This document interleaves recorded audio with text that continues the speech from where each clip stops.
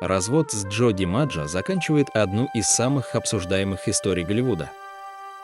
Но за глянцем – изоляция. У нее бессонница, тревожность и зависимость от снотворного. Она опаздывает на съемки, забывает реплики не из-за капризов, а потому что теряет контроль над собственной жизнью. Мэрилин уезжает в Нью-Йорк, подальше от Голливуда, и поступает в актерскую студию. Там она читает Достоевского, пишет заметки, работает над собой. И именно в этот период сближается с драматургом Артуром Миллером. Он видит в ней умную, ранимую женщину, которая отчаянно хочет, чтобы ее понимали. Ее IQ оценивают выше среднего. В 1956 году она выходит за него замуж. Теперь она выбирает не образ, а смысл.